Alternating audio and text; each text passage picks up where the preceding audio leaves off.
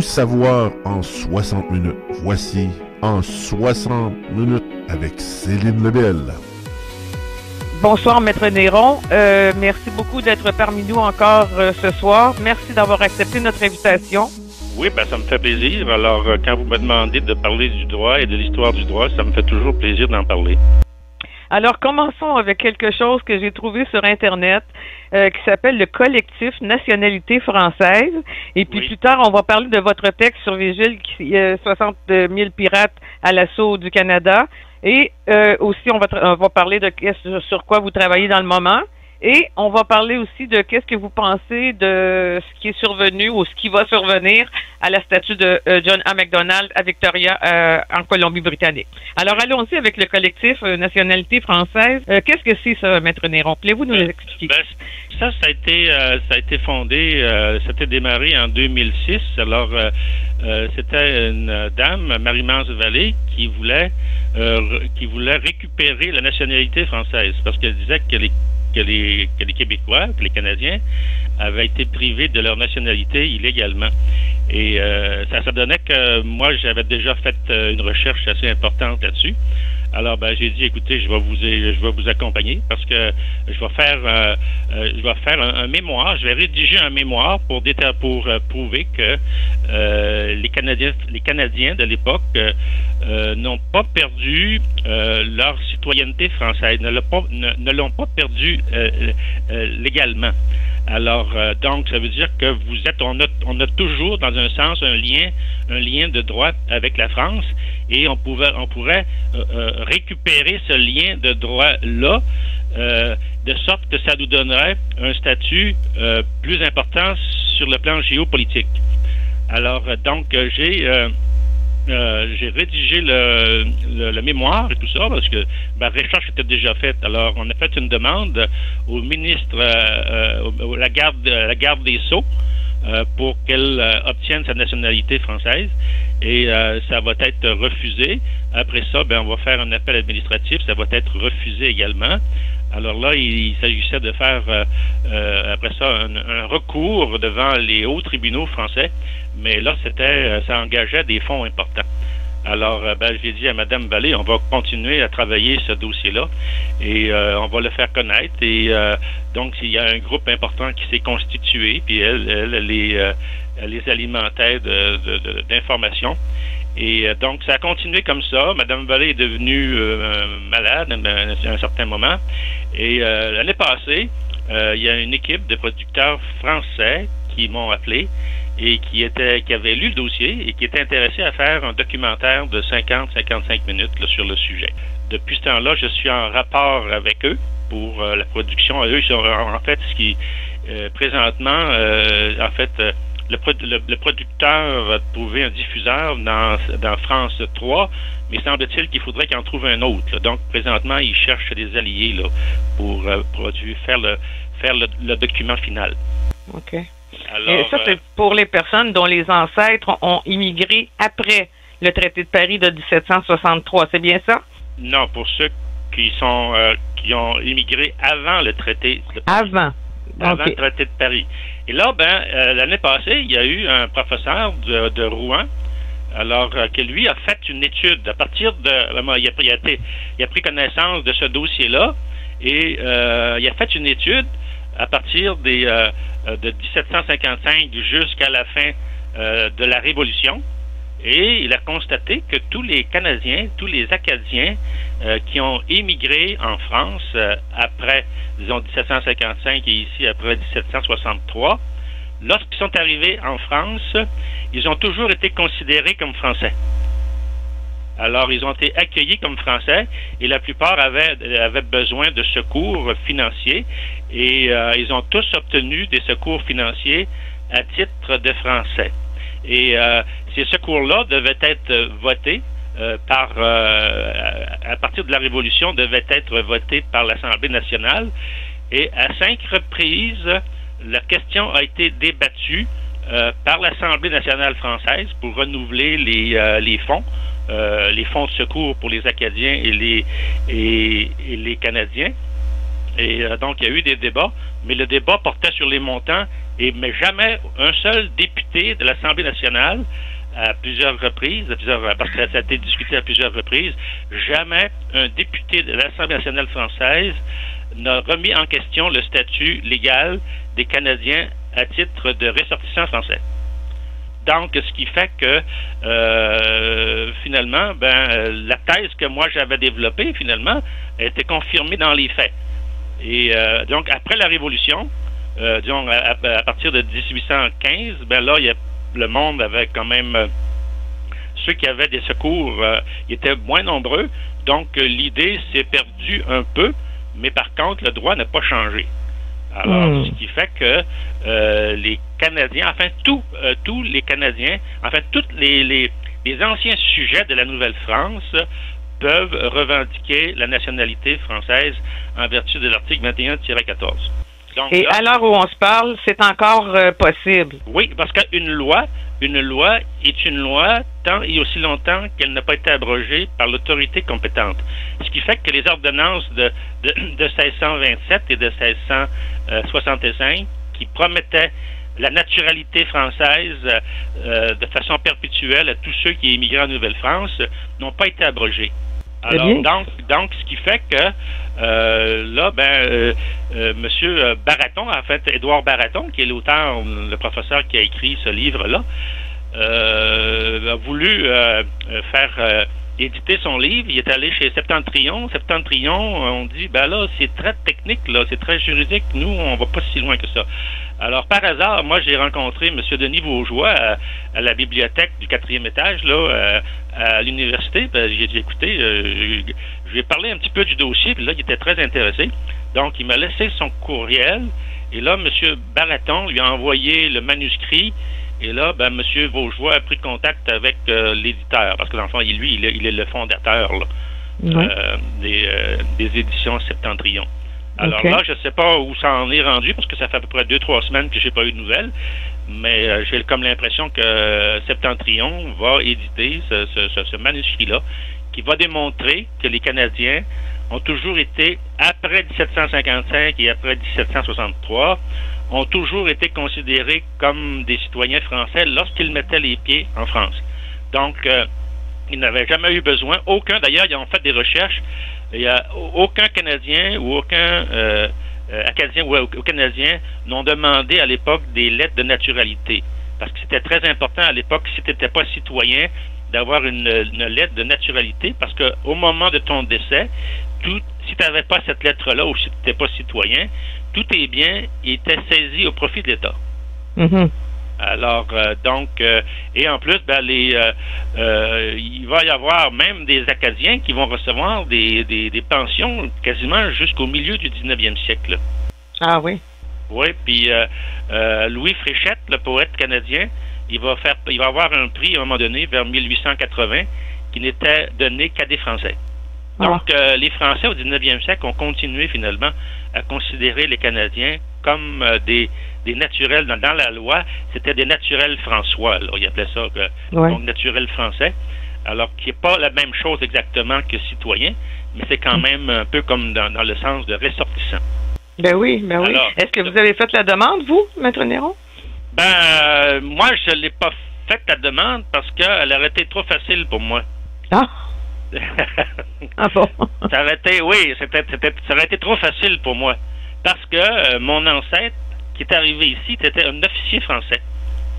Bon. Alors, lorsque le traité de Paris a eu lieu, il était toujours un officier français. Oui. Donc, à ce moment-là, ça aurait été, dans le fond, il était français. Alors, donc, il n'était pas impliqué par le traité de Paris. OK. Mais, donc, là, ça va continuer. Ça a commencé tranquillement.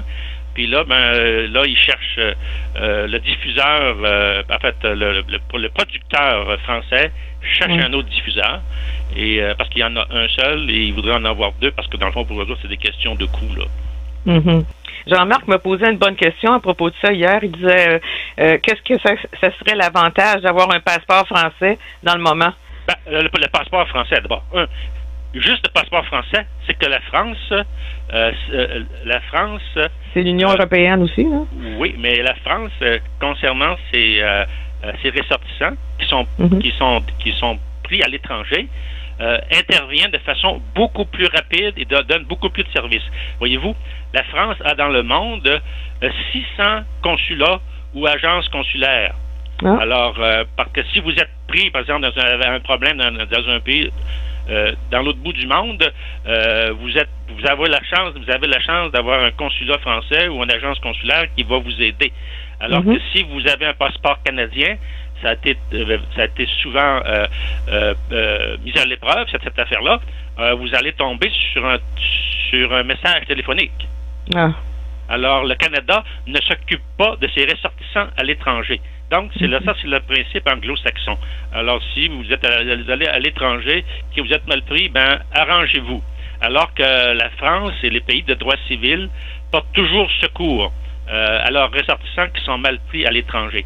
Et moi, j'en ai vu, parce que comme avocat, je suis quand même cette affaire-là, et on voit souvent des Canadiens qui sont pris avec des problèmes juridiques, et si l'État canadien était intervenu immédiatement, ils auraient pu régler le problème, puis rapatrier leur monde, alors que là, ils les laissent là, puis des fois, c'est des années, les gens vont passer des années en prison avant d'avoir leur procès.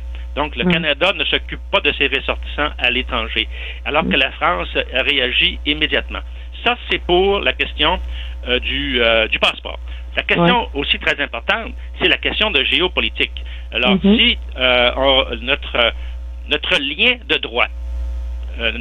droit avec la France est reconnu officiellement, et que, disons, pour les Canadiens français et pour les Acadiens, ce qui fait que les grandes questions les grandes questions constitutionnelles qui divisent leur pays, au lieu d'être réglées par la Cour suprême, et on sait de quelle façon la Cour suprême règle les problèmes, alors à ce moment-là, la France devrait prendre fait et cause pour les Acadiens ou pour les Canadiens et demander plutôt un arbitrage international. OK. Alors, ça ferait une énorme différence, là. Parce que ça deviendrait une question internationale. Et c'est le droit international qui aurait le dernier mot. Oui. Oui. Alors, c'est important, ça. Sur le plan géopolitique, c'est énorme, parce que nous, en Amérique du Nord, on n'a pas d'alliés. On n'a pas d'amis. On n'a pas d'alliés. Mais non. Alors, donc, on aurait un allié assez important, la France, et naturellement, on aurait également le poids de l'Union européenne, là. Oui, bien sûr. Alors, sur le plan de la géopolitique, là, on ne pourrait pas espérer mieux. Non, c'est ça. Le Royaume-Uni, est-ce qu'il y a la même chose pour les ressortissants ici ou non? Non, parce que les autres, finalement, ils ont coupé les liens. Ils ont coupé les liens graduellement. Donc, à partir de 1867, le Canada a eu son autonomie par rapport à la Grande-Bretagne. Puis là, avec le statut de Westminster de 1931, il y a eu une coupure juridique pratiquement totale. Et la dernière coupure s'est faite avec le rapatriement illégal de la Constitution. Illégal, hein? Oui, parce que la reine d'Angleterre nous devait protection à ce moment-là, et elle n'a pas agi. Donc, ils sont allés dans le sens du gouvernement Trudeau. Donc, ils nous ont laissé tomber, alors qu'ils auraient pu dire, écoutez, les Canadiens français sont toujours sous notre protection, et tant il y a aussi longtemps qu'ils vont s'opposer, par exemple, à un changement important, majeur de la Constitution, nous, on va les supporter. Donc, votre demande de rapatriement, on va la suspendre, tant et aussi longtemps que vous n'aurez pas réglé vos problèmes avec le Québec. Si on regarde ça, là, on prend une perspective des gens, des Canadiens français, de nous, les Canadiens français, qui restons vivants, là, on est presque tous en mesure d'obtenir cette citoyenneté française-là. Oui. D'ailleurs, ça comprend même les Indiens. Ça comprend même les Indiens convertis au catholicisme. Oh boy. Alors, lui, Baraton, professeur Baraton, il dit, dans le fond, d'ailleurs, le titre de son ouvrage, ça s'appelle Français perdus. Et sa thèse à lui, il dit que ça comprend à peu près 20 millions de personnes. 20 millions? Oui. C'est beaucoup. C'est combien ils sont, la France? C'est un tiers de la population française, quoi? Oui, c'est ça, oui. À peu près. Oui. Ouais. Ben, en attendant, nous, on va aborder d'autres sujets, mais moi, j'ai trouvé que l'article 21.14, c'est celui que vous avez écrit, vous? Non, moi l'article 21.14, c'est un article qui a été rajouté en 1994 au Code des nationalités, donc il fait partie du Code civil français. Et l'article 21.14, c'est pour des personnes, par exemple, des Français qui ont vécu longtemps à l'étranger et qui ont coupé leurs liens avec la France. Donc, c'est comme un article de réintégration. Ah bon. Et pour s'informer que sur, justement, on peut chercher collectif nationalité française et on va avoir des sauf que moi, dernièrement, j'étais en train de travailler finalement pour faire mon article sur le traité de Paris, puis je voulais avoir des informations sur le collectif, puis là, c'est le site notrehistoire.net, puis ça n'a pas marché. Là, je me demandais qu'est-ce qui se passait. Alors peut-être qu'il y a un problème ou quelque chose comme ça, mais en tout cas, le site existe là. Alors, le site existe, OK. Ouais, le site mais existe. Pensez-vous écrire quelque chose qui va concerner ça aussi dans votre article oui, sur le traité de Paris? Oui, absolument. Okay. Moi, je vais expliquer que en 1763, tant le droit international coutumier de l'époque que les lois fondamentales du Royaume de France faisaient en sorte qu'un roi n'avait pas compétence pour céder une population et un territoire sans le consentement des populations concernées.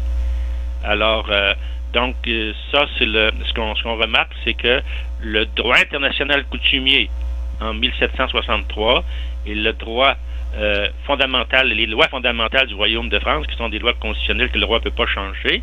Alors, le droit français et le droit international disaient exactement la même chose. Voyez-vous? Okay. Donc, c'est une double sécurité, là. C'est une double garantie, là.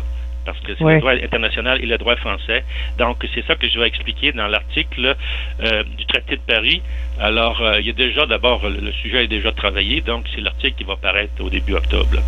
Au début octobre. Et puis, malgré ça, c'est la préséance sur qu'est-ce que le roi de France avait fait, nous avait cédé à Georges III, là, c'est ça? C'est parce que, c'est parce que, dans le fond, c'est le principe de l'égalité. T'as beau être le roi, ou t'as beau être l'empereur, mais il faut que tu fasses les choses conformément à la loi. Alors, si un roi pose un acte public, mais qui n'est pas autorisé par la loi, c'est pas plus important légalement que c'est moi qui le faisais. Sauf que quand le roi fait quelque chose, il y a un aura, il y a une puissance, il y a une idée de puissance autour de lui qui amène les gens à penser que le roi peut faire tout ce qu'il veut, mais c'est pas ça. C'est que le roi est obligé de protéger ses sujets conformément à la loi de ses sujets. Parce que la loi appartient au peuple et non pas au roi. Oui. Ça, c'est très bien. Ça, c'est très bien dit. Maître Néron, vous avez eu un article qui a été publié récemment sur Vigile. Vous en parliez tantôt. Votre dernier article s'intitulait « 60 000 pirates à l'assaut du Canada ».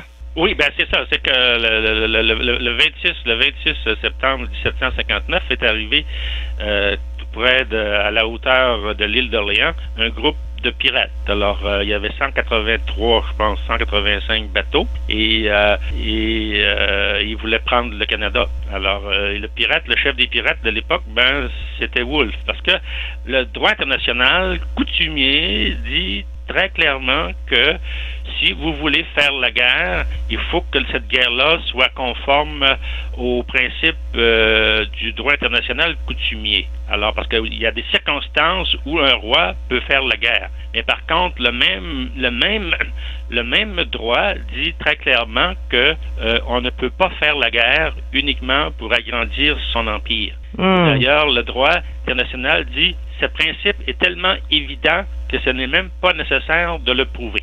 Donc, si vous êtes un roi et que vous décidez de faire une guerre qui n'est pas conforme au droit international, à ce moment-là, votre guerre ne peut pas être une guerre juste.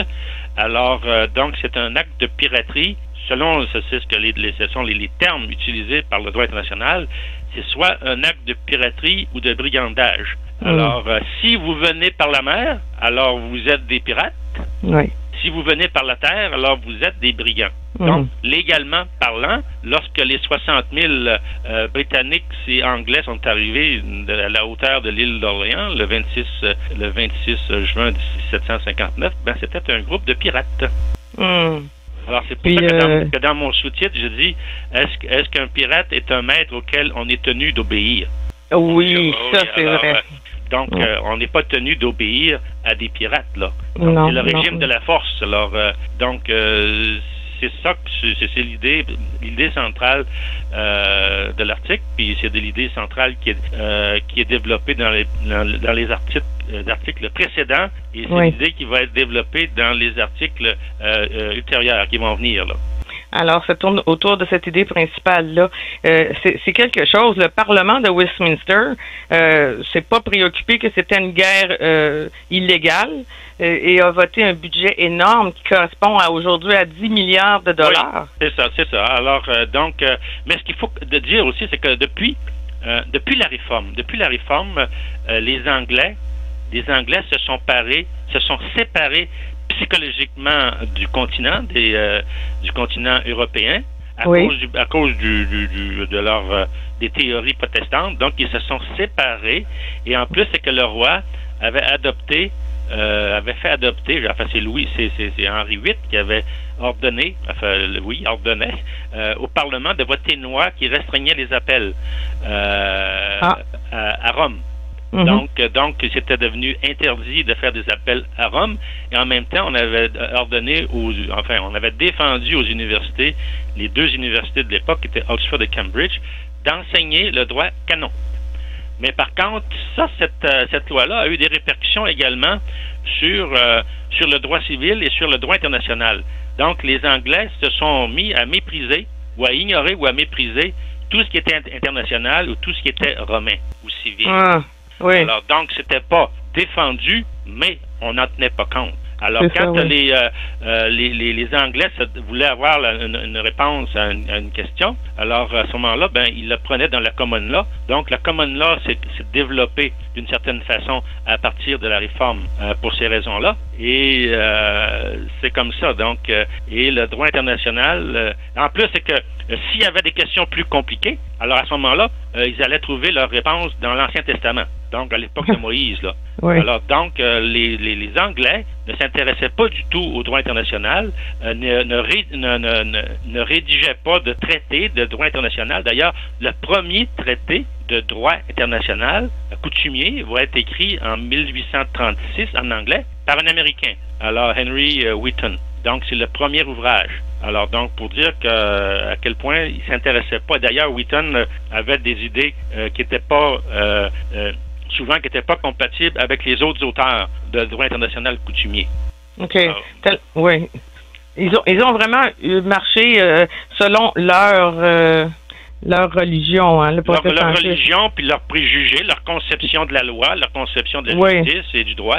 Alors, c'est eux qui décidaient. Et parce que dans le fond, écoutez, quand vous sortez de vos frontières, puis que vous êtes en rapport avec un autre pays, c'est pas votre droit national qui s'applique là, c'est le droit international.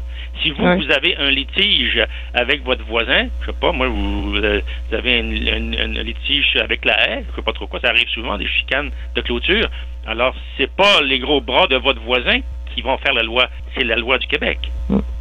Alors, mais nous, on a toujours, étant donné que les Anglais ont toujours ignoré le droit international, ben, les Canadiens français, dans le fond, ont pas fait, ont été négligents, dans le sens qu'ils auraient pu invoquer et dire, écoutez, les Anglais, là, vous êtes bien intelligents, mais il y a aussi un droit qui s'appelle le droit international et que vous devez respecter. Oui, comment est-ce qu'il aurait pu faire ça? Ben oui, mais c'est parce que les auteurs, il y avait déjà des auteurs importants là, en 1763 là. OK, mais parce qu'en fait, ce qui va arriver, c'est que le Québec, le Canada va être coupé de l'Europe. Hein? Alors on va avoir des relations uniquement avec l'Angleterre et que la littérature, les livres produits en France et en Europe, ils rentreront plus là au Canada. Okay. Alors et les Anglais vont leur dire, ben nous on est des libérateurs, on vous apporte la meilleure constitution du monde, on vous apporte la liberté. Alors, mais c'est une drôle de liberté parce que voyez-vous, ils ont apporté également le droit criminel. Donc, ils apportent une grande liberté, mais un droit criminel où il y a 210 infractions qui sont punies de la peine de mort. Ben oui. C'est pas punissable, puni. Par exemple, le vol d'un objet de 1 shilling. 1 shilling, à l'époque, c'était comme à peu près 20 piastres aujourd'hui, là. Alors, si vous volez, à 1763, si vous voliez un objet d'une valeur de 1 shilling et que le jury vous reconnaissait coupable, alors à ce moment-là, vous étiez pendu. Le juge n'avait pas de discrétion, là. Il vous pendait. Ouais.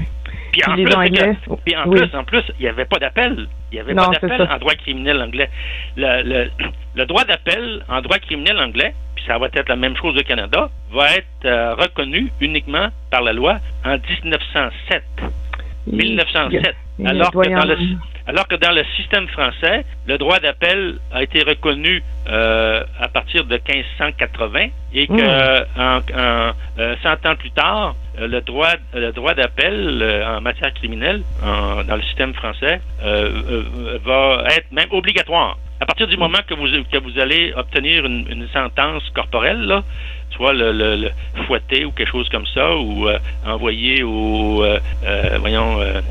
les bateaux à rame, là, les galères, envoyés aux galères ou exécutés, à ce moment-là, vous avez un appel sur dossier, mais automatique, donc qui est décidé par 12 personnes. Et vous êtes amené là aussi, si vous êtes condamné. Donc, si vous avez encore quelque chose à dire, vous pouvez vous adresser à vos 12 juges. Et c'était comme ça au Québec, là, jusqu'à la fin du régime français, là. Alors, il y avait le Conseil souverain. Alors, si vous étiez, par exemple, si on vous condamnait à 50 coups de fouette, automatiquement, votre dossier tombait devant le Conseil souverain, puis vous étiez amené devant le Conseil souverain, puis vous pouviez dire, écoutez, là, c'est pas ça qui est arrivé. En plus, on parle de 210 infractions dans le code anglais, mais au Canada, il y avait juste 3 infractions qui étaient punies de la peine de mort. Il y avait le meurtre, il y avait le viol d'un enfant, puis il y avait l'incendie d'un immeuble. Alors, et en plus, vous aviez le droit d'appel obligatoire. Puis en plus, même du Conseil souverain, vous pouviez, si vous aviez de l'argent, vous pouviez appeler au Conseil du roi en France, et il y a quelques Canadiens qui l'ont fait, puis qui ont gagné leur cause. Alors donc, ils disent, on vous amène la liberté, mais en même temps, on vous amène le droit le plus féroce et le plus retardataire du monde, là. C'est ça, oui. Et ça, c'était vraiment une conquête. C'est une conquête. Oui, une conquête. Et en plus, c'est que les Canadiens vont se faire reconnaître leur liberté naturelle, mais leur liberté civique et leurs droits civiques et leurs droits politiques, ils vont se le faire nier. Écoutez, il va falloir attendre 1842 pour que les Canadiens soient invités à faire partie du gouvernement. Et vous, là, ça fait quoi? Ça fait plus de 80 ans, là. Donc, il va falloir attendre 1842, donc dans le pays le plus évolué du monde, donc 80 ans, pour faire partie du gouvernement, et non pas à la tête du gouvernement, mais sous la tutelle des Anglo-Canadiens. Oui. Pouvez-vous expliquer, Maître Néron, comment ça se fait que c'est un trait de caractère, ça, ou c'est comme, je sais pas, c'est la population, les Canadiens se sont battus, se sont défendus. Vous le dites là, dans votre article là, qu'ils en sont venus même jusqu'à avoir crevé de faim. Oui, absolument. Oui, mais les Canadiens n'étaient pas colonisés. Ils avaient confiance en eux. Les Canadiens pensaient, dans le fond, les Canadiens, à cette époque-là, ils étaient les rois de l'Amérique du Nord. Et ils se savaient les rois de l'Amérique du Nord. Il n'y avait rien à leur épreuve. Ils étaient partout. Ils étaient entreprenants, audacieux. Ils allaient voir toutes les tribus indiennes, ils discutaient avec eux, ils faisaient des traités avec eux, ils faisaient des échanges et tout ça. Alors, en plus, c'est que sur le plan militaire, ils étaient infiniment plus puissants que les Américains. Alors, ils étaient vraiment les rois de l'Amérique du Nord, mais ils respectaient quand même les grands principes du droit international, voyez-vous. Alors, ils dérangeaient pas les Indiens. il allait les voir, et d'ailleurs, le droit international de l'époque l'a dit, oui, vous avez le droit d'aller voir les Indiens, vous avez le droit de commercer avec eux, vous avez le droit de leur envoyer des missionnaires, mais vous n'avez pas le droit de les déranger. Mm-hmm. Alors, c'est à peu près exactement, à peu près ce que les Canadiens ont fait durant le régime français. Puis d'ailleurs, ils ont continué à le faire, même sous le régime anglais. Là, à un moment donné, les Canadiens, vous savez, jusqu'en 1840, là, les Canadiens ils étaient rendus au Mexique. Là. Quand on voit les textes de l'époque, là, les Canadiens, ils parlent pas juste des langues indiennes. Là. Ils parlent en 1840, on se rend compte qu'ils parlent l'espagnol. Donc, les Canadiens français ont été vraiment les rois de l'Amérique du Nord. Mais par contre, leur mentalité a changé complètement. Ils sont devenus par la propagande qu'on faisait, par le contrôle politique, par le contrôle de l'Église, ils ont perdu confiance en eux. Et les Canadiens sont devenus des vrais colonisés. Ils n'ont plus confiance en eux, qui se font faire des leçons de morale par n'importe qui, et ils baissent la tête. On l'a vu avec le débat sur la Charte des valeurs. Écoutez, ils se sont fait traiter de toutes sortes de noms. Alors, écoutez, des noms comme xénophobes, racistes, fascistes, islamophobes, nationalistes ethniques, intolérants et tout ça, souvent par des gens qui venaient de pays où le taux de criminalité était 10 fois, 50 fois, 100 fois plus élevé qu'au Québec. C'est ce qui se passe en ce moment à Montréal, là. C'est ça, exactement. Alors que le Québec, le Québec canadien-français a 0.6 dans les données internationales, a 0.6 meurtres par 100 000 habitants, alors qu'il y a juste un pays qui dépasse ça, c'est le Japon. Mais le Japon, en fait, on peut pas dire qu'il est vraiment civilisé de ce niveau-là, parce que le Japon fait une répression terrible du crime. Quand vous êtes soupçonné d'être l'auteur d'un crime, eux, ils ont la garde à vue comme les Français. Mais la garde à vue, elle dure pas 2 jours comme les Français, là. Elle dure 21 jours. Okay. Donc, il y a beaucoup de répression, ce qui fait que le chiffre total absolu du Japon est 0.3. Des 0.3, mais leur manière de réprimer le crime n'est pas tellement civilisée. Alors qu'ici, on suit les règles internationales. Donc, c'est pour ça que le dernier article là, de cette série-là, le titre est déjà, l'article est déjà écrit en partie, et le titre, c'est « Le peuple le plus civilisé du monde vit au Québec ». Alors, et ça, c'est sur l'approche quantitative. Là, c'est pas une approche subjective ou qualitative. Là. Moi, je vais juste prendre des chiffres et démontrer que les Canadiens, finalement, sont le peuple le plus civilisé. Puis là, je le fais à partir d'une définition que j'ai adaptée du mot civilisation, qui dit que la civilisation, c'est le processus par lequel les hommes deviennent civils et s'éloignent de la brutalité à travers l'adoucissement des mœurs, des usages, des coutumes et des valeurs morales qui régissent la vie en société. Alors, moi, je pense que le principe le plus évident de civilisation, c'est la renonciation à la violence. Et la renonciation à la violence, pour moi, c'est le meilleur indicateur du progrès de la civilisation. C'est pas juste par les œuvres d'art ou par la hauteur des buildings, mais je pense qu'un peuple qui respecte le monde, qui respecte la vie, la sécurité, la propriété des autres, et qui est le meilleur dans le monde à le faire, on peut dire que c'est le peuple le plus civilisé du monde. Donc, c'est sûr que ça va heurter l'humilité des Canadiens français, mais ça va faire réfléchir le monde aussi. Oui, et puis je pense que c'est là qu'il y a une confusion quand on dit qu'on est devenu colonisé et puis qu'on est qu'on dit qu'on est civilisé. Colonisé, ça c'est au niveau. Comment vous expliqueriez ça? Le colonisé, là, c'est quelqu'un qui a un complexe d'infériorité. C'est ça que ça veut dire. Colonisé, il y a quelqu'un qui a tellement un complexe d'infériorité qui a plus confiance en lui. C'est ça, là. D'ailleurs, il a colonisé, il a tellement peu confiance en lui que, dans le fond, pour se donner de la valeur, il veut imiter celui qui lui paraît le plus fort. Alors, naturellement, le plus fort en Amérique du Nord, c'est celui qui parle l'anglais. Alors, donc, mais par contre, si les Canadiens français prenaient la peine de voir exactement ce qu'ils sont comme groupe social, ils verraient que, dans le fond, ils seraient un modèle de conduite dans le monde. Ouais, OK. Parce que ça, c'est bien expliqué. Ne pas tuer son voisin, c'est une chose extrêmement importante. et les Québécois sont ceux qui tuent le moins leurs voisins dans le monde. Oui, parce que là, vous avez dit, cette âme collective survivra, mais elle sera méprisée au point où elle apprendra à se mépriser elle-même. C'est ça, c'est exactement ça. C'est le phénomène de la colonisation. Et c'est pour ça que je dis que Couillard, c'est le colonisé parfait. Oui, ben c'est ça, là, venons-en à lui, là. C'est le colonisé parfait, puis c'est aussi le traître qui méprise ses propres... Oui, mais c'est ça le colonisé. C'est ça le colonisé, lui, dans le fond, il voudrait que les autres fassent comme lui, là. Alors, et Couillard, écoutez, là, il parle l'anglais dans les conférences internationales. Oui. Et à un moment donné, il avait signé un document. Il avait dû rédiger une petite phrase. Il l'a écrit en anglais. C'est par mégarde, j'avais pas pensé.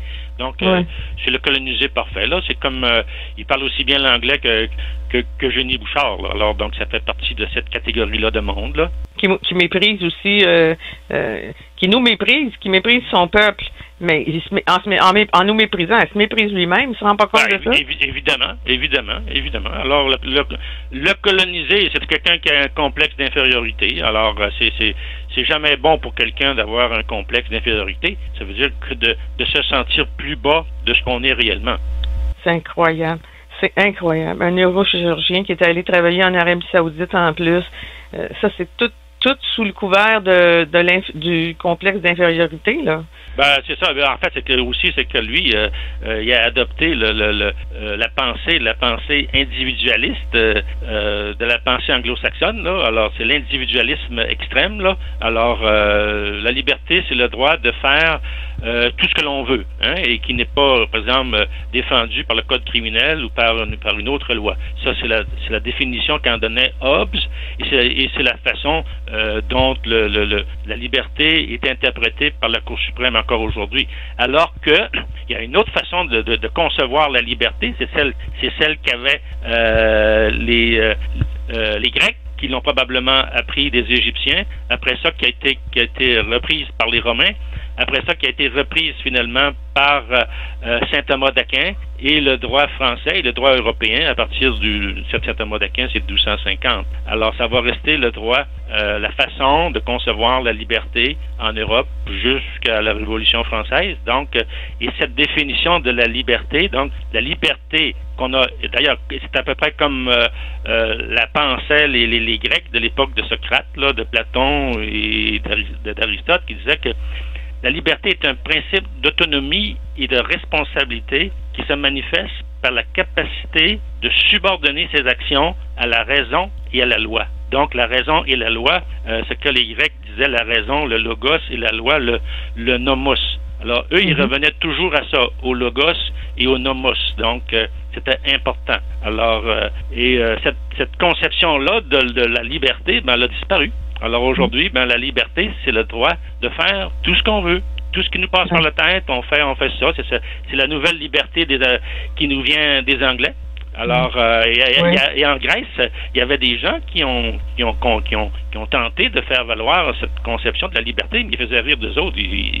C'était ridicule de dire que je peux faire, moi, dans une cité, que je peux faire tout ce que je veux, en autant que c'est pas défendu par le code criminel. Alors, mais ça, c'est la façon dont la Cour suprême interprète la liberté aujourd'hui. Donc, c'est une liberté un peu naturelle, un peu sauvage. Et là, c'est la Cour suprême qui dit jusqu'où tu peux aller dans ton extravagance.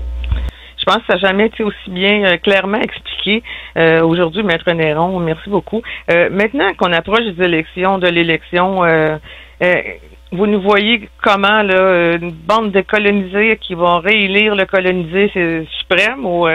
D'abord, ce colonisé suprême-là, dans le fond, lui, son groupe phare, là, son point fort, c'est les descendants des vainqueurs. Ce sont les anglophones de Montréal là, qui votent pour lui. Là. Ils sont à 95%, je pense, à voter pour lui. Alors, donc, si on reprend l'expression de George Brown, alors le pacte de 1867, c'est un pacte de paix entre les descendants des vainqueurs et les descendants des vaincus. Et les descendants des vainqueurs sont vraiment ceux de Montréal, là. On pourrait aussi les appeler les descendants des pirates, là. Oui. Alors, donc, ce groupe-là vote massivement pour le Parti libéral. Après ça, ben, les immigrants qui arrivent, ben, ils se mettent tout le temps dans tous les pays coloniaux. Les nouveaux arrivants se mettent du côté du plus fort. Oui.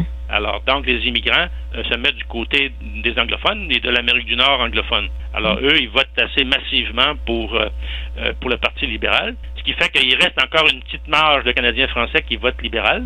Et cette marge-là se rétrécit tout le temps. Alors là, ben, il y a deux autres partis là importants. Alors, c'est la CAQ et le PQ. Le PQ qui a démissionné, dans un sens, parce que les péquistes ont perdu confiance en eux. Et donc, là, ils sont troisième dans les intentions de vote, là. Oui. Là, mais la CAQ, moi, je trouve que la CAQ, c'est un parti qui a des idées économiques qui sont pas conformes à l'esprit canadien-français, parce que nous, notre esprit, ça a toujours été l'entraide. Parce que les Canadiens français font quand même une communauté de conscience, là, puis ils sont solidaires les uns des autres. C'est pour ça qu'on a beaucoup de mesures sociales au Québec. Donc, la mesure sociale, c'est une solidarité, mais en même temps, c'est une redistribution de la richesse. Quand on veut vivre en paix avec les autres, là, il faut redistribuer la richesse. Oui. Et ça peut être, et cette solidarité-là, et cette redistribution-là, explique peut-être en partie pourquoi on a un taux de criminalité si bas par rapport à tous les autres pays. Alors, tout se tient, voyez-vous. Oui. Alors, absolument. Mais présentement, le parti qui a la meilleure approche sociale, c'est toujours le PQ. Alors, moi, personnellement, même si le PQ a comme démissionné pour l'indépendance, je trouve que c'est encore le meilleur parti sur le plan social. Sur le plan de l'économie et sur le plan de la société en général, c'est le meilleur parti. Donc, moi, je voterai pas Québec CAQ, là, puis Québec solidaire. Ben, Québec solidaire, c'est un pays, c'est un parti qui s'enfonce dans l'utopie. Alors, eux autres, c'est vraiment des utopistes, là. Ils veulent l'amour du prochain, puis tout ça, Alors que la politique, ben, c'est plutôt les rapports entre l'ensemble des citoyens. Mais eux, ils mettent l'accent sur une subjectivité extrême, là. Alors, puis en plus, ben, leurs idées économiques et sociales sont pas très intéressantes. Alors, donc, c'est rien qu'une utopie, et oui, ça prend. Il y a toujours des utopistes, donc il y aura toujours un parti genre Québec solidaire. Il va toujours avoir du monde de même. Alors, tous ceux là qui ont pleuré là la chute du mur en 1989, là, ben là, les marxistes-léninistes des années 70, ben là, ils sont allés du côté de Québec solidaire. Oui. Qu'est-ce que vous répondriez à quelqu'un qui vous dirait, ben, que ce soit un parti ou un autre, les politiciens sont tous pareils. Moi, j'en ai qui me disent ça, là, puis c'est sûr c'est pas vrai. C'est sûr que non, ils sont pas tous pareils. Il y a des politiciens, il y a des gens qui ont une vision de la société, tu sais. Donc, comment qu'est-ce que la société, vers quoi la société doit tendre, quels sont les rapports entre les membres de la société. Il y a des gens qui ont des idées là-dessus. Et le PQ, c'est quand même celui qui a la meilleure vision des rapports sociaux présentement. Alors, moi, même si le PQ va se faire laver, je vais quand même voter PQ parce que pour moi, c'est le meilleur parti présentement. Va se faire laver jusqu'à quel point, Maître Néron? Là, je sais pas, là, vous savez, là, quand les gens votent, là, c'est à dire, hein? C'est ça, alors que les gens, à un moment donné, c'est comme les gens qui sur un bateau, là, qui décident de tout le monde s'en va du même côté, là. Alors c'est ça, là, que s'il n'y a pas de faute grave là, de la CAQ durant sa campagne, alors à ce moment-là, je pense que les gens sont vraiment tannés du Parti libéral, de Couillard qui les méprise. Écoute, Couillard, dans le fond, dans mon article, je le dis, celui qui, dans le fond, c'est le Robin des vraies affaires, parce que dans le fond, il a époché, ils ont fait des mesures qui ont vraiment fait du mal aux gens les plus démunis de la société. Là, ils coupaient d'argent, ils coupaient ci, ils coupaient ça, ils coupaient chez les plus démunis. Et par contre, qu'est-ce qui est arrivé à un moment donné? Ben, ils ont commencé à lancer des milliards du côté des médecins spécialistes. C'est un ridicule absolu. C'est pour ça que je l'appelle le Robin des vraies affaires. Donc, c'est celui qui vole aux pauvres pour mieux donner aux riches. Oui, absolument. Ben, le Parti de l'économie, puis c'est un parti qui c'est un transfert de la richesse dans les mains de quelqu'un d'un réseau d'affairistes, là. C'est ça. C'est absolument. Puis en plus, c'est qu'on coupe ceux qui ont le plus besoin. Regardez comme l'aide sociale, là. Ils vont couper jusqu'à 225 piastres aux personnes les plus démunies. Souvent, les gens sont démunis mentalement. Souvent, les gens sont démunis mentalement. Ils n'arrivent pas, les médecins n'arrivent pas à identifier leurs problèmes, les psychologues non plus. Alors, donc, ils disent, mais vous voulez pas faire d'efforts et tout ça. Alors, on vous coupe 225 piastres, alors que le chèque d'aide sociale, je pense, c'est 625. Et moi, je suis au courant, là, comme à Québec, ici, pas bien loin, là, il y a des maisons de chambre, c'est à 500 piastres par mois pour avoir une chambre. Alors, écoutez, comment vous faites avec 425 piastres pour vous payer une chambre de 500 piastres, là? Oui, il faut vivre à 6 ou je sais pas à combien. Il faut vivre avec d'autres mondes. Ou encore, il y en a beaucoup qui vont vivre de la prostitution, là. Moi, comme avocat, je l'ai vu souvent, là. Alors, ça n'a pas de bon sens de faire une chose comme ça. Ça n'a vraiment pas de bon sens pour aller donner. D'ailleurs, il y a des médecins spécialistes qui n'étaient pas contents. Ils ont dit, ils nous ont donné de l'argent qu'on n'a même pas demandé puis dont on n'a pas besoin. Oui, il y a quelques-uns qui sont manifestés. Qui se sont manifestés dans ce sens-là. Alors, dans une société, là, on est solidaires les uns des autres, voyez-vous. D'ailleurs, si M.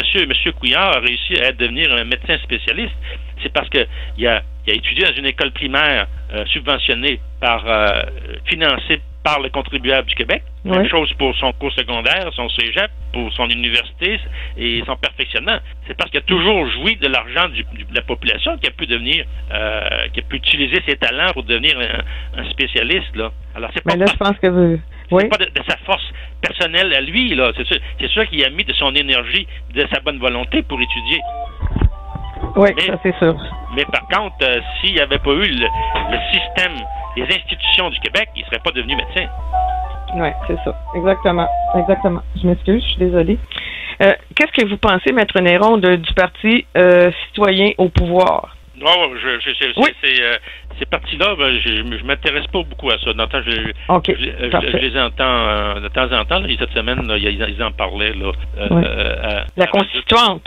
La constituante. La constituante. La constituante, c'est sûr que le Québec a intérêt à réfléchir sur sa constitution, parce que la constitution, dans le fond, c'est l'ensemble des institutions qui font en sorte que la société peut être capable de poursuivre les objectifs qu'elle se donne. Et au Québec, on néglige beaucoup ça, puis on continue avec les mêmes institutions, puis on se dit, il faut pas soulever la poussière, l'autre à Ottawa dit, il faut pas soulever les chicanes, mais dans le fond, c'est important de régler les vieilles chicanes, parce que quand tu les règles pas, à un moment donné, il arrive des crises majeures. Puis les crises majeures, là, on ne sait pas quand est-ce que ça s'arrête. Exactement. Puis regardez comme en Europe, présentement, l'Europe, dans le fond, est en crise. Et la France, elle, est en crise plus sévère, et c'est une crise permanente, là. Et les choses empirent d'année en année. Alors, on ne sait pas qu'est-ce qui va arriver en Europe dans 20 ans, là. Alors, dans 20 ans, même, dans 20 ans, aussi loin que ça, ou... c'est très intéressant, ça, avec ce qui se passe, Ce qui se passe présentement, c'est que dans le fond, on s'enlise dans des crises et moi, je ne vois pas de lumière là, au bout du tunnel. Je ne vois pas de lumière au bout du tunnel. Alors, ce qui va arriver, c'est que les crises risquent de se transformer en guerre civile. Moi, ça fait assez longtemps que je pense, parce que moi, j'avais beaucoup suivi à partir de 1975 la guerre du Liban, là. Alors, moi, je me dis que la France ou même l'Europe va devenir comme un grand Liban, là. avec des communautés, avec des gens qui se méfient les uns des autres, avec des gens qui s'arment et qui sont plus capables de se faire confiance. Puis donc au Liban présentement là, tout le monde est armé. Puis la plupart des gens ont un passeport étranger. Parce que, dans le fond, ils sont pas en paix. Oui. Il n'y a pas la paix présentement. La guerre a duré 16 ans. Ils ont déposé les armes, mais ils n'ont pas conclu la paix. C'est juste que les armes ont été déposées. Donc, c'est comme une trêve là qui se prolonge indéfiniment. Et dans le pays voisin, ben voyez-vous, ça a été encore plus mal parce que là, on a vu les images de cités complètement détruites. Voyez-vous? Parlez-vous de la Syrie? Oui. Alors, voyez-vous, on a vu des images de grandes cités complètement détruites, rasées, là, comme les Américains avaient fait là, de Berlin. Là. Mais c'est les Américains qui ont détruit Berlin. Ben, ils sont obligés de le détruire. Écoutez, alors, ce sont les bombardiers américains qui ont détruit Berlin. Mais les villes en Syrie, c'est pas les étrangers qui les ont détruites, c'est eux-mêmes. Alors, ce qui veut dire que ce phénomène-là pourrait se répandre ailleurs et en Europe. Et c'est pour ça que les gens ont tant immigré en Europe et que c'est pour ça qu'ils veulent faire des efforts de reconstruction. En tout cas, le président russe parle de ça beaucoup pour faire retourner chez eux les gens qui sont en Europe. C'est ça, parce que dans le fond, quand vous immigrez dans un pays et que vous immigrez massivement, ben l'immigrant, lui, arrive avec sa conception du monde, avec sa conception de la loi, sa conception de la société, et il arrive avec ça. S'il arrive un petit groupe puis qui s'intègre au nouveau groupe, ben là, ces idées, ils vont disparaître tranquillement. Ça va prendre 1, 2, 3 générations, puis ce groupe-là va s'assimiler au niveau des idées. Mais si vous arrivez massivement puis que vous restez entre vous autres, ben vous allez garder votre façon de penser. Alors, c'est exactement ce que les Britanniques ont fait à partir de 1760. Alors, ils sont restés entre eux. Alors, ils forment un groupe, puis ils sont jamais devenus, les anglophones du Québec, ne sont jamais devenus les amis des Canadiens français. Oui, c'est ça. Alors, ils sont jamais mêlés à nous autres. Puis de l'autre côté, à l'autre extrême, il y a nous qui allons devenir une communauté ethnique comme les autres. Parce qu'on se reproduit plus, et puis... c'est ça, c'est qu'on dit que dans 20 ans, là, les Canadiens, c'est ça, les Canadiens français vont devenir minoritaires dans leur province, là. Donc... Je voulais vous demander, est-ce que vous avez suivi l'affaire Benalla en France? La police, le genre de police parallèle que Macron voulait se constituer avec un... Ah oui, son conseiller, là, Benalla, là, oui. Ben oui, j'ai vu ça un petit peu, là, qui intervenait. Je veux dire, il s'est donné des pouvoirs de police, là. Absolument. Alors, qu'il n'avait pas. Alors, si vous n'avez pas des pouvoirs comme ici, si vous n'avez pas des pouvoirs d'agent de la paix, puis que vous faites des arrestations, puis que vous cognez du monde, ben ça devient des actes criminels, là. Oui. Puis la réponse, ça a été la réponse aussi du président qui s'est retrouvé, il se cachait, il évitait la presse, puis à un moment donné, il a fait une sortie, mais seulement devant son parti. Alors que le président, c'est pas un chef de parti, là, c'est d'abord un président. C'est le président de tout le monde, oui. Oui, c'est un été qui va mal pour Macron, puis c'est tant mieux parce que je trouve pas que c'est quelqu'un qui est... sa cote baisse, c'est comme la cote de Hollande baisse. En tout cas, il y a quelqu'un que la cote baisse pas, c'est Trump. Sa cote reste toujours assez forte, les gens l'appuient. Oui, absolument. Voyez-vous de nouveaux gagnants aux élections comment ils appellent ça, de midterm? Mi-mandat, oui. Ben non, je suis pas beaucoup ça, moi. Non, ok, parfait. Je suis ça un peu à la radio, là, puis je lis un petit peu.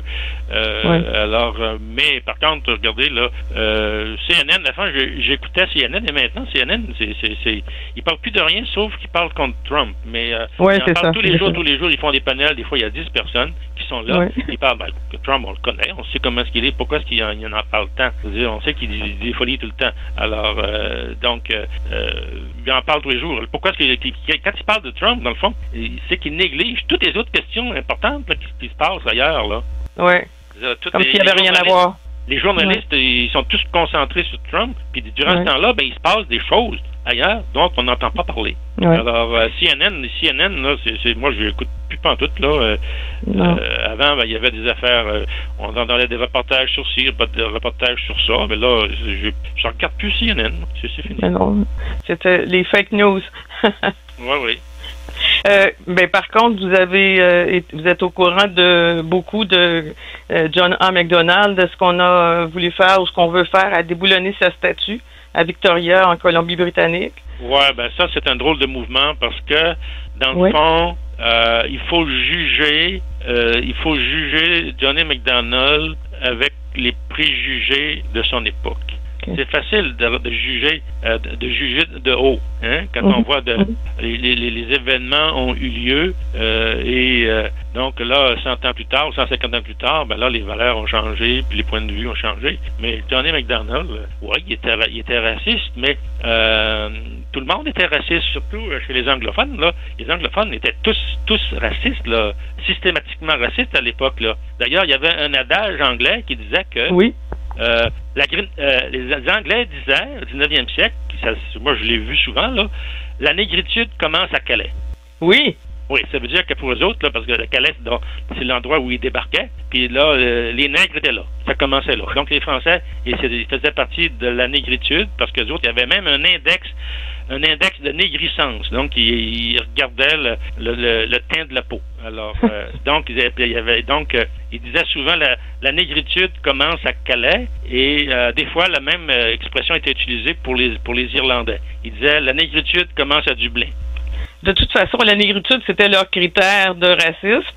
Alors, tout ce qui était, peu importe qui c'était, ils imposaient la négritude comme critère et puis ils étaient... C'est ça, mais regardez, au Canada, par exemple, la loi sur l'immigration, à la fin du 19e siècle, là, ils vont interdire expressément l'importation de personnes de couleur. Ça va être interdit par la loi. Par exemple, un capitaine de bateau qui laisse descendre une personne de couleur, alors à ce moment-là, il va être ça constituait une infraction pénale grave et l'amende était vraiment salée. Moi, j'avais vérifié une fois là, le montant de l'amende, là, mais c'était quasiment le prix du bateau, là. Donc, aucun capitaine avait l'intention, avait l'idée de faire débarquer une personne là, de couleur pour aller chercher une amende pareille, là. Là, ben, cette loi-là va durer jusqu'à la fin des années 50. Là. Donc, c'est juste à partir de 1960 que les gens de couleur vont pouvoir commencer à immigrer au Canada. C'était absolument interdit. Oui. Alors, mais c'était... Et aujourd'hui, qu'est-ce qui arrive, c'est qu'avec cette idée de diversité, puis tous ces mouvements-là, comme ceux qui veulent enlever la statue de MacDonald, c'est ne se préoccupe pas de ce qui était là avant. C'est ça. Oui, c'est le mouvement est comme ça. Donc, ils veulent refaire le passé, puis refaire, c'est comme faire le procès, dans le fond, c'est faire le procès des hommes du passé. Mais les hommes du passé, il faut que leur criminalité doit être évaluée selon les valeurs de l'époque, ou selon les lois de l'époque. Il faudra en parler plus souvent, puis on va vous réinviter encore dans pas grand temps. Parce que là, on a terminé pour ce soir. Mais je veux vous remercier infiniment parce que vous avez donné des explications incroyables. Et on peut regarder, aller lire vos textes sur Vigile. Surtout, vous avez dit. Oui, sur Vigile, je pense que je suis rendu à 78 textes sur Vigile. Il doit en avoir une quarantaine dans l'autre journal. Il doit en avoir dans la revue Veritas Acadie, il y en a sûrement une quinzaine. Puis j'en ai ailleurs dans d'autres articles aussi. Là, j'en ai un dans l'Action nationale, puis dans d'autres petites revues là. Donc il y en a quand même pas mal. Là, j'en produis régulièrement. C'est merveilleux, puis on vous remercie de le faire parce que vos informations sont précieuses, puis ils nous éclairent. C'est ça qu'on a besoin de savoir. Au lieu de faire le procès des hommes du passé, il faudrait aller lire vos textes. Ben, moi, je pense que oui. En tout cas, surtout là, ceux qui parlent du droit international coutumier, là. Ben, moi, je veux... parce que ça n'a jamais été invoqué, ça, le droit international coutumier. Puis je sais pas pourquoi. En tout cas, là, ben, moi, j'en parle. Là. J'ai 4 articles, puis il va en avoir peut-être... ça va peut-être en avoir une dizaine en tout, là, qui vont parler du droit international coutumier. Puis, voyez-vous, là, j'ai 2 à 3 000 multiplique là, par article. Alors, je peux dire que peut-être, je peux espérer que dans les 2-3 000, il y en a peut-être 10% qui lisent attentivement. Alors, ce qui fait que des fois, ça laisse des traces dans l'esprit, puis les gens commencent à voir les choses différemment. Exactement. Bonne fin de soirée, Maître Néron. À la prochaine. Si vous avez des commentaires sur l'émission, nous vous invitons à nous écrire studio@radioinfocité.com. Vous pouvez également suivre Céline sur le site de Facebook avec Céline Lebel ou sur Twitter avec également Céline Lebel.